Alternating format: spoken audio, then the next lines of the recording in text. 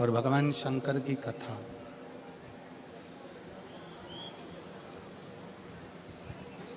ये कोई साधारण नहीं है।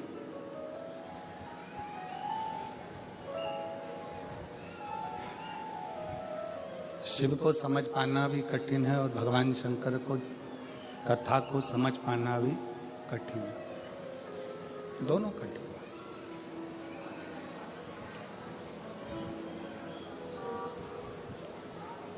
ना जाने कितने कितने संत, साधु, तपस्वी, साधक, उपासक तब कर कर कर चले गए, पर शंकर को समझ नहीं।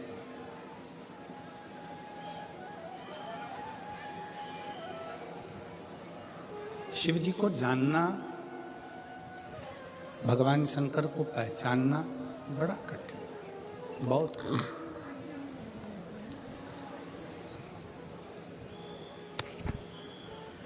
आपके और हमारे भी ना जाने कितने कितने जन्म निकल चुके होंगे, तभी भी हम शिव को नहीं जान पाए, हम शंकर को नहीं पहचान पाए।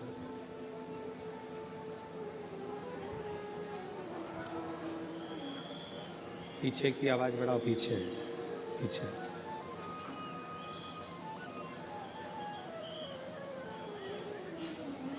को नहीं जान पाए, हम शंकर को। आप शंकर जी की कथा को श्रवण कर रहे हैं, आप शिव जी के मंदिर में जाकर एक लोटा जल चढ़ा रहे हैं, तो ये मान कर रखो कि कोई संबंध पुराना आपका और हमारा भगवान शंकर से रहा होगा, तो शिव जी ने आपको खींच कर शिव पुराण तक, मंदिर तक बुला लिया।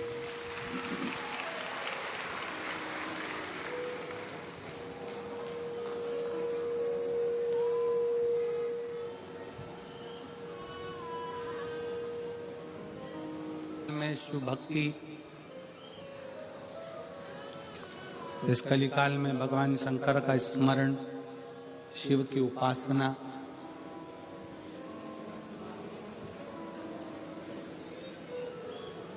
खाली नहीं जाती है। शिव भक्ति का एक सबसे बड़ा फल है कि शंकर की भक्ति कभी निष्फल नहीं होती।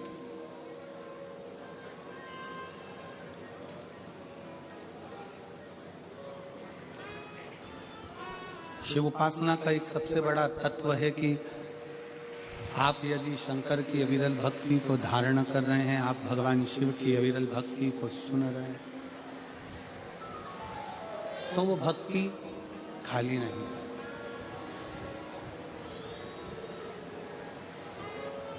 और तेरी कृपा बिना न हिले एक भी अणु, लेते हैं श्वास तेरी कृपा से तनु तनु।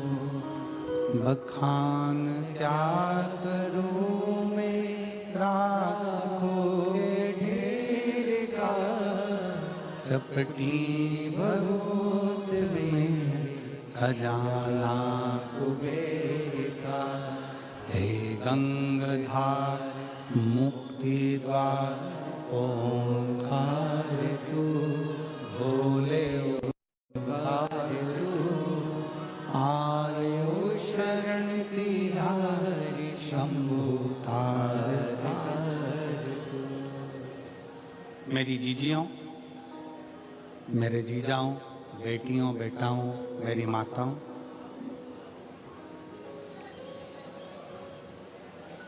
शिव को अगर एक लोटा जल आप समर्पित करें हैं, भगवान शंकर की भक्ति करें हैं, शिवालय तक गए हैं, शिव पुराण तक गए हैं, ये कभी निष्फल नहीं है।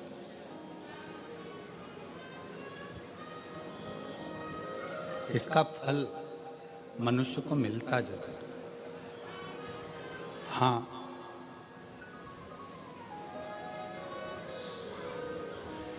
थोड़ा समय लग सकता है।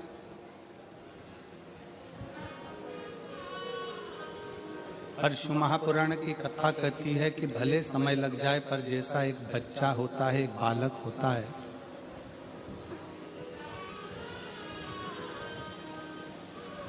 और वो बच्चा, वो बालक अपनी पूरी जिंदगी को अलमस्त होकर जीता।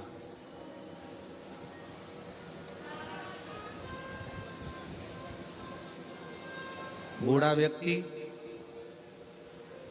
पुरानी बातों को याद करता है, पुराने पुराने विचारों को याद करता है, पूर्व में जो हो चुका है उसको याद करता है और चिंता करता है।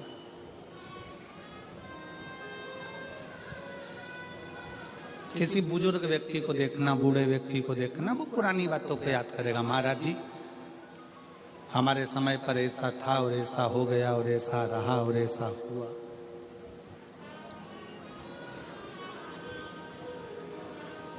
वो पुरानी बातों को याद करेगा, पुरानी बातों को विचारेगा, पुरानी बातों का स्मरण करेगा और बाद में उस पुरानी बातों की चिंता में ही लग जाएगा। जवान व्यक्ति, युवान मेरे भाई बहन, युवान व्यक्ति आने वाले समय की चिंता में रहते हैं। हो सकता है कल का मार्केट डाउन हो जाए, हो सकता है कल का ये मार्केट टूट जाए, कपास डाउन हो जाए, या सोयाबीन ज़्यादा हो जाए, या ये हो जाए या वो हो जाए। बूढ़ा व्यक्ति पुरानी बातों को याद कर कर चिंता करता है, चिंतित होता है और चिंता में डूबता है।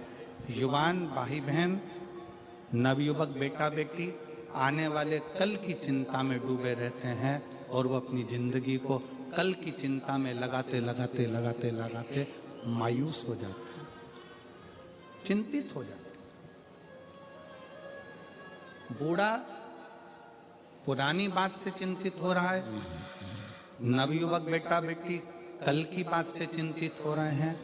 केवल एक, तुम्हारे घर में अगर कोई छोटे बच्चे हों, उन बच्चों को देखना, उनको पुरानी बात से भी मतलब नहीं रहता और उनको आने वाले कल से भी मतलब नहीं रहता। वो अपनी मस्ती में जीते। कल क्या हुआ भूल गए, मम्मी ने कितना डांटा भूल गए, पापा ने क्या कहा भूल गए, दादी ने पटक कर खूब मारा भूल गए। वापिस आए, दादा की गोद में बैठ गए, दादू ऐसा, दादी ऐसा, मम्मी ऐसा, पापा ऐसा, भूल गए। बूढ़ा व्यक्ति पुरानी बातों को याद कर कर रोता है, चिंता में डूबा रहता है। जवान व्यक्ति कल की चिंता में डूबा रहता है और बचपना बच्चा कोई चिंता नहीं करता। उसको मालूम है कि मेरे दादा दादी, मेरे माँ बाप बैठे हैं, तो मुझे चिंता क्या करना। बस आपको और हमको भी वही जिंदगी जीना है, एक बच्चे जैसी, कि प्रसन्न होकर जियो। और जब भी चिंता लगे तो ये कह दो कि मेरे दादा दादी बैठे हैं, मेरे महादेव, मेरे शंकर बैठे हुए हैं, मेरा शंभु बैठा है। अकाल मृत्यु वो मरे, जो काम करे चंडाल का और काल उसका क्या बिगाड़े, जो भक्त हो महाकाल का। जो शिव की उपासना में डूबा हुआ है, जो शंकर की आराधना में डूबा हुआ है, तो उसको ये सोचना चाहिए कि मैं बच्चा, वो मेरा बाप।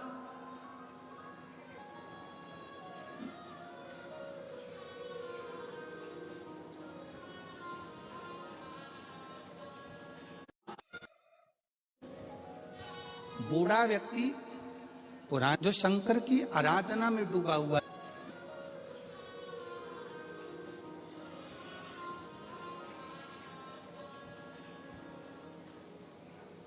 भविष्य पुराण में एक बात लिखी है। यहां बैठे हुए सभी श्रोताओं को,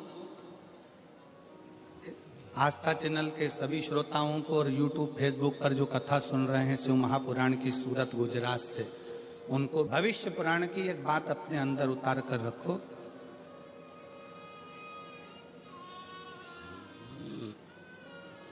आपकी जब उम्र बढ़ती चली जाए, आपकी जब उम्र बढ़े तो आपके पहचान के जितने बुजुर्ग हैं ना, उनसे मिलना चालू करो। कारण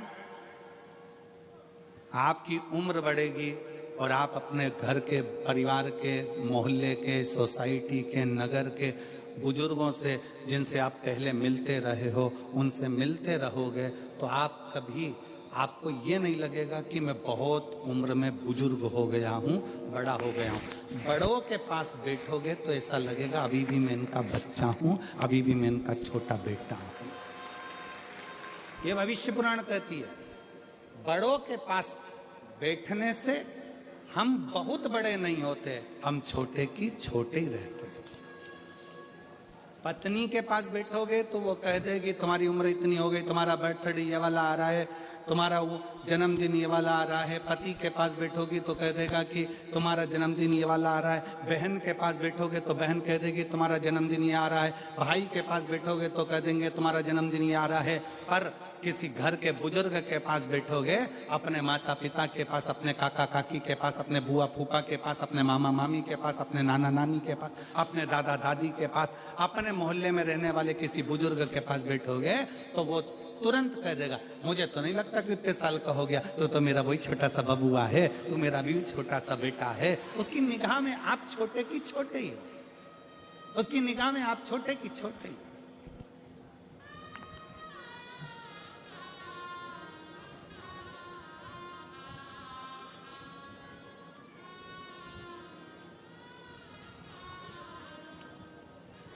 पाटिल जी का कल जन्मदिन था, हो तो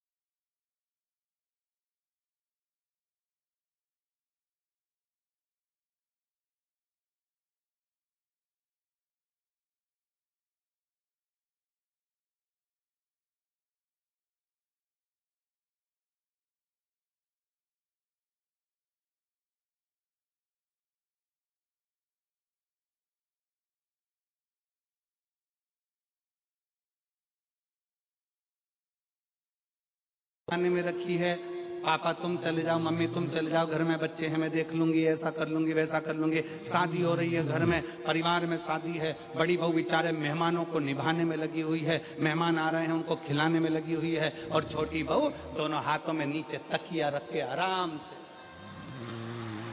मेहंदी मंडाने में लगी। अब किसी ने सास से कहा वो तुम्हारी छोटी बहू को देखो जरा मेहंदी मंडवा रही है, और वो बड़ी बेचारी इतना काम कर रही है, तो इतने सास ने भी कह दिया, पल्लू में सास ने पल्लू लेकर, उसमें तो अक्ल नहीं, अक्ल नहीं। अब घर में इतना शादी मादी पड़ी, उसको मेहंदी मंडवाने की क्या जरूरत है? और छोटी में अक्ल नहीं, मेरी बड़ी बहू देखो वो ताला लगा रही है, वो मामा जी को खाना खिला रही, फूफा जी को खाना खिला रही, बुआ जी को खाना खिला रही, और छोटी अक्ल नहीं। और बड़ी बहू को तैयार होने की फुर्सत नहीं, और छोटी पार्लर में 2 घंटे से गई है, 2 घंटे से वो मुंडा ऊपर करके कजन क्या पोत पोता के 2 ककड़ी का टुकड़ा रख के बैठी। 2 घंटे।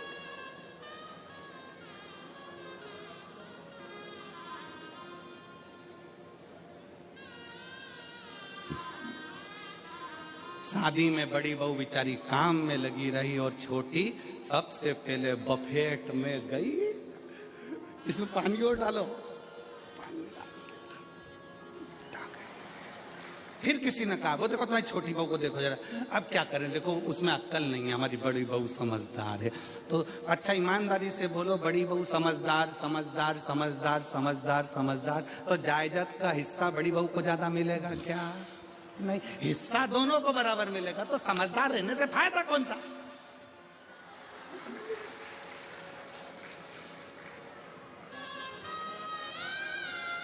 लाभ कौन सा है? शिव पुराण कह रही है बड़े मत बनो। शिव पुराण कहती है दिल से हमेशा स्मरण करना, दिल के बड़े बनना, पर अपने हृदय से छोटे रहकर, चित्त से छोटे रहकर, छोटे रहकर अपने माता पिता के चरणों के दास रहकर,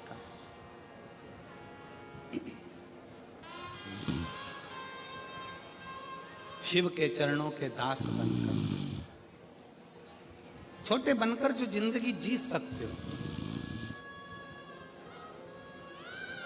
छोटे बनकर जो सुख झेल सकते हो, जो ले सकते हो, वो सुख कहीं नहीं मिल सकता। भविष्य पुराण कहती है कि बड़े को चिंता, बड़ा स्मरण करता रहता है पूर्व का, जवान युवान बहन भाई चिंता में डूबे रहते हैं कल की, और बच्चा अपनी आनंद की जिंदगी जीता है। उसको मालूम है मेरे घर में मेरे माँ बाप,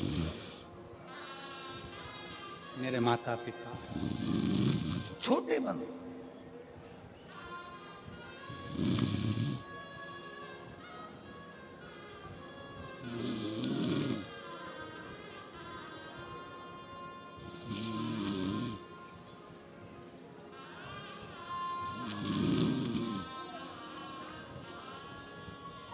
और जितने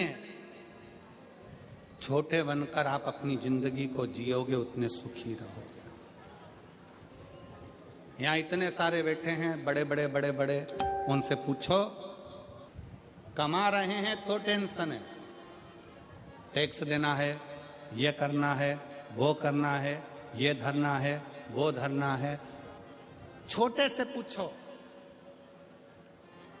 छोटा, कोई चिंता नहीं, आएगा जाएगा, अपनी मस्त की जिंदगी जीना।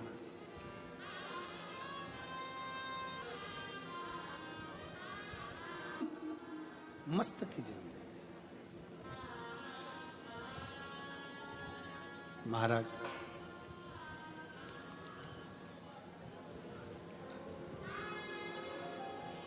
कोई भी पूछे जिंदगी में, आप एक बात जरूर कहते हो कि मैं अच्छा हूं, अच्छा हूं। कोई तुमसे पूछ ले केम छो, मजा मां,